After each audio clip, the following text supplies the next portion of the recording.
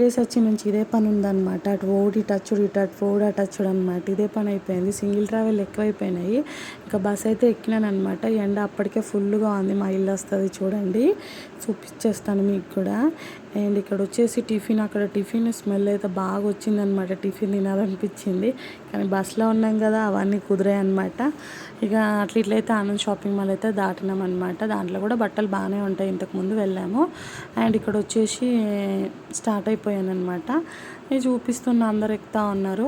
ఈ బస్సు ఏమైందంటే బస్ స్టాండ్లోకి పోయింది, మళ్ళీ బయటకు వచ్చింది, బయటకు పోయింది, మళ్ళీ బస్ స్టాండ్లోకి వచ్చింది. వామ్మో సతాయించి చంపినారనమాట మార్నింగే.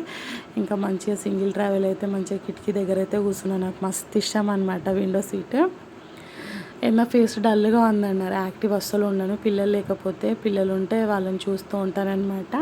ఇక్కడ ఫ్లవర్స్ అయితే చాలా బాగా అనిపించినాయి దూరం నుంచి. నాకు అలా నిండుగా ఫ్లవర్స్ ఉంటే చెట్టు నిండా చాలా బాగా అనిపిస్తుంది. చాలా ఇష్టం అనమాట. మొక్కలు పెట్టడం ఇష్టం కానీ ప్లేస్ అయితే లేదు. అది నా పరిస్థితి అనమాట. చూద్దాం ముందు ముందు ఇంకేమైనా చేద్దాము. అండ్ ఇక్కడ వచ్చేసి దిగానమాట. దిగినాక నా పరిస్థితి మాత్రం మామూలుగా లేదు. ఎండ కాసింది ఫుల్గా. ఇంకా బస్సులో అయితే బస్ లేదు, అటు ఆటో లేదనమాట. బిత్తిరైపోయింది నా పానం అంతా. అప్పటికి నాకు ఎందుకో వాటర్ తాగాలనిపించినా కానీ అయితే వామిటింగ్ వచ్చినట్టు అనిపిస్తుంది. బస్ దిగంగానే చాలా కంఫర్టబుల్గా ఉంటుంది.